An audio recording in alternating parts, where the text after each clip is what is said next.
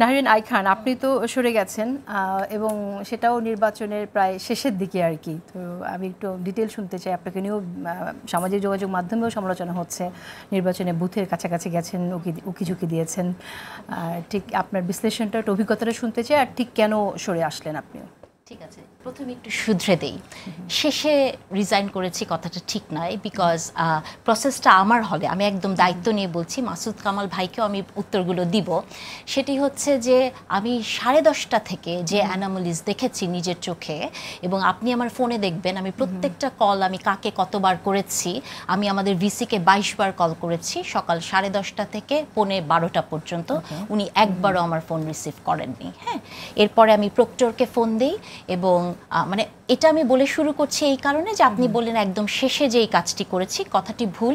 সারা দিন আমি নিজে ওখানে 2 ঘন্টা ইলেকশন বন্ধ রাখতে বাধ্য করেছি। হ্যাঁ, তার মানে দেখেন যে কথাগুলো মিডিয়াতে আসে যে বিকালবেলা ওনারা এটা করেছেন, কথাটি ভুল। হ্যাঁ, এটা দিয়ে শুরু করি, তারপরে মাসুদ কামাল ভাইয়ের একটা কথা বলেন যে আমি কালকেও শুনেছি মাসুদ কামাল ভাই বলেছেন, কথাটা খুবই দুঃখজনক, আমার খুব খারাপ লাগছে একজন শিক্ষক হিসেবে, যে উনি বলছেন যে শিক্ষক রাজনীতির জন্য এটি হয়েছে। আমি দ্ব্যর্থহীন কণ্ঠে বলতে চাই যে এটির সাথে অন্তত আমি নাহরিন ইসলাম খান যে কারণে বের হয়ে এসেছি, এটার সাথে শিক্ষক রাজনীতির কোনো সম্পর্ক নাই। মাসুদ কামাল ভাইয়ের ছোট ভাইয়ের বউ আমার সরাসরি ছাত্রী, তাকে উনি জিজ্ঞেস করে, একটু ব্যক্তিগত কথা বললাম, জিজ্ঞেস করে পারেন যে ডক্টর নাহরিন ইসলাম খান কেমন শিক্ষক। আমার 2 যুগের ইতিহাসে কোনো ধরনের দুর্নীতি, কোনো ধরনের কোনো কমপ্লেন আমার এগেনস্টে নাই। তো সেই জায়গা থেকে আমি যখন এই কাজটি করেছি, তাহলে এটার পেছনে নিশ্চয়ই অনেক কারণ ছিল। কারণটি যদি আমি একটু শর্ট করে আপনাকে বলি, যে আমি যখন ওই বুথটাতে, এটা 15 নাম্বার একটি হল, তো ওই হলে আমি যখন গেলাম, আমি বসে আছি, এবং যে দলের কথা আপনারা বলছেন, ছাত্র দলের কথা, ছাত্র দলের কিন্তু একজনও পোলিং এজেন্ট ছিল না, মানে অতগুলো মেয়েও ছিল না ছাত্র দলের পোলিং এজেন্ট দেওয়ার। পোলিং এজেন্ট ওখানে প্রায় 10 থেকে 12টা মেয়ে বসা, বিভিন্ন দলের। তো একজন পোলিং এজেন্ট এসে আমাকে বললেন যে ম্যাডাম দেখেন হাতে যে কালিটা দিচ্ছে, কালিটা উঠে যাচ্ছে। তো আমি একটা আবার আরেকজন এসে বললেন যে ম্যাডাম আমি সকালে ভোট দিয়েছি, আমার হাতে কালি দেয়নি। তো তখন আমি একটু অবাক হলাম যে আসলে আমার তখন মাথায় খেলো কালিটা দেয় কোথায় থেকে, কারণ যে রিটার্নিং অফিসার এবং 2 জন পোলিং অফিসার বসা, তাদের কাছে কোনো কালি নাই, এবং ঘরেও কোথাও যেখানে সেন্টারটা কোনো এই সিস্টেমই নাই। পরে আমি দেখলাম যে আপনি যখন মানে ভোটটা ব্যালট নিচ্ছেন, ভোট দিচ্ছেন, বের হয়ে যাচ্ছেন, তখন হচ্ছে গেটের বাইরে, যেখানে সবার চোখের বাইরে 2 জন মহিলা বসে আছেন, আমি তাদেরকে চিনি না, তাদের হাতে এই কালি। তো এটা আমি প্রশাসনকে জানাই এবং আমি রিটার্নিং অফিসারকে জানাই, এবং তারা আসলে এটাকে কোনো গুরুত্বের মধ্যে নেয়নি।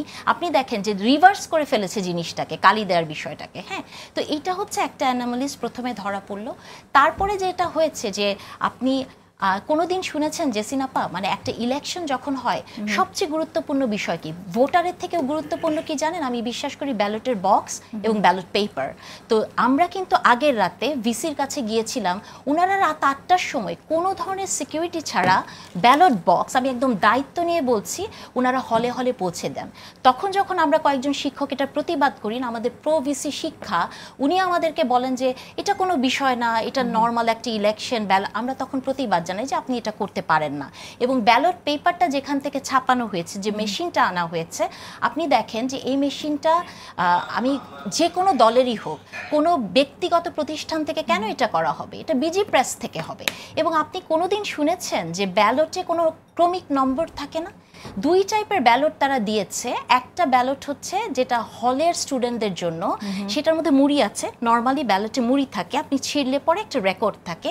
এবং যেটা সেন্ট্রালের, সেটা হচ্ছে একদম জাস্ট লুজ পেপার, সেটা কোনো ব্যালটে কোনো নাম্বার নাই। এবং আমার হলে, মানে আমি যেটা দায়িত্বে ছিলাম, সেখানে আপনার স্টুডেন্ট হচ্ছে 571 জন, ব্যালট দিয়েছে 629টা এক্সট্রা ব্যালট। জীবনে শুনেছেন ইলেকশন এক্সট্রা ব্যালট দেয়? এটা প্রত্যেকটি হলে হয়েছে। এবং আমার সামনে আমাদের প্রভিসি মহোদয় শিক্ষা, উনি এসে বলেছেন যে এই এক্সট্রা ব্যালটগুলো আলাদা সুরে একটা প্যাকেটে ভরতে হবে। আমি তখন যে রিটার্নিং অফিসার তাকে এটা করতে দেইনি, আমি বলেছি যে না আপনি এটা করতে পারবেন না, এটা যদি হয় উনাকে লিখিত দিতে হবে। আর যে কথাটা, যে ছবিটা আমার ভাইরাল আপনারা দেখছেন যে নাহরিন ইসলাম খান বুথের ভিতর ঢুকে যাচ্ছে, আপনি জানেন আমি ওখানে মনিটরিং এর দায়িত্বে ছিলাম। আমি হঠাৎ দেখলাম, মানে ওইটার আগের 30 সেকেন্ডের ভিডিওটা নাই। তো আমাদের এটা অনেকবারই হয়েছে যে মেয়েরা তো একটু জানেন অনেক ক্ষেত্রে অনেক রিল্যাক্টেন্ট হয়, তা এই ব্যালটগুলো হচ্ছে A4 সাইজের। সে ভোট দিয়ে ব্যালটটা খুলে এরকম নাড়াতে নাড়াতে এসছে। তখন আমি মেয়েটাকে বললাম যে এই তুমি ব্যালট ভাঁজ করো, যাও ভেতরে ঢুকো ভাঁজ করো। তো মেয়েটা তখন ঢুকলো, তো সে যখন ব্যালটটা ওটা যে ঢুকলো সে বের হচ্ছে না। তা আবার যখন সে ঢুকেছে সে কেন বের হচ্ছে না এটা দেখার দায়িত্ব আমার। তখন আমি পর্দাটা ফাঁকা করে দেখলাম যে সে ব্যালট মুড়িয়ে এতটুকু করে ফেলেছে। তখন আমি বললাম যে ঠিক করে ভাঁজ করে আবার বের করে আনো। তো আপনি চিন্তা করে দেখেন যে মিস ইনফরমেশন কিভাবে ছড়ায়। এবং দেখেন এটা কিন্তু কোনো ওখানে যে এতগুলো মেয়ে আমার পাশে পোলিং এজেন্ট, তারা কিন্তু কেউ ভিডিওটি করেনি, এটা বিশ্ববিদ্যালয়ের 3 নম্বর ক্যামেরা থেকে এটা দেয়া হয়েছে। তার মানে আপনি বুঝতে পারেন যে আসলে আমাদের যে নির্বাচন কমিশনার, যিনি প্রধান নির্বাচন কমিশনার, স্যার বলেছেন যে আমরা যদি কোনো জালিয়াতির কথা বলতে পারি উনি চাকরি ছেড়ে দিবেন এবং উনি রিটায়ারমেন্টের টাকা নেবেন না। আমার ধারণা স্যার হয়তো মানে ভোট জালিয়াতি বলতে জাল ভোট দেয়া বোঝায়, কিন্তু ভোটের যে একটা ইঞ্জিনিয়ারিং হয় এইটা ওনার মাথার মধ্যে নাই।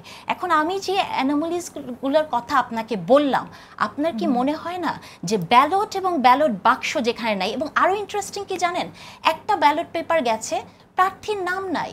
আপনি জীবনে শুনেছেন কাগজে লিখে প্রার্থীর নাম লিখে ভোট দেওয়া হয়েছে? মাসুদ কামাল ভাইকে আমি বলছি যে আপনি এগুলো জানেন না।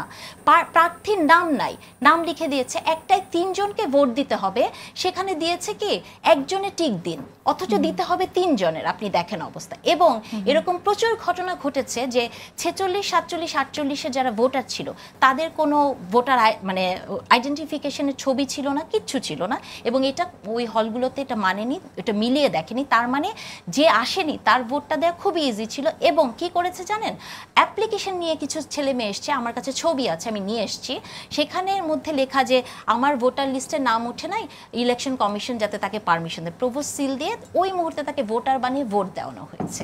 তাহলে এই যে অ্যানোমালিস কথাগুলো আপনার বললাম, আমার মনে হয়েছে। আপনি কি মনে করেন, আমরা তো দেখছি যে ফলাফল প্রকাশিত হলো, সেলিব্রেশন চলছে, আপনি কি মনে করেন যে নির্বাচন আসলে সবাই বর্জন করা উচিত, এবং আসলে যারা বর্জন করেছে যেটা বলি যে আমার জায়গা থেকে আমি বর্জন করছি, কারণ আমার মনে হচ্ছে দেখেন মানে যে কথাটা বলা হয় দলীয় শিক্ষক, এটার সাথে স্নিগ্ধা করেছে সিগনা রেজওয়ানা, সো এটা তো আসলে দলীয় কোনো কিছু না।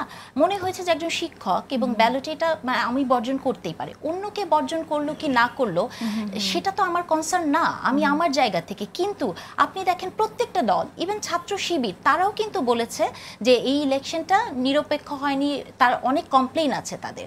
তো এই জায়গা থেকেও যদি আপনি দেখেন কমপ্লেইন কিন্তু কোনো দল নাই যে করে নাই, তার মানে এটা একটা প্রশ্নবদ্ধ ইলেকশন হয়েছে। এবং যদি সেটাই হয়ে থাকে, আপনি বলেন পৃথিবীর কোনো জায়গায় একটি ইলেকশনে এই ধরনের কমপ্লেইন যদি সব জায়গা থেকে আসে, সেই রেজাল্টটাকে প্রকাশ করা উচিত হয়েছে? আসবো আপনার কাছে। আপনি মনে করছেন যে রেজাল্টটা প্রকাশ করা উচিত হয়নি, এটা স্থগিত করে আবার ইলেকশনটা দিলে ভালো হতো।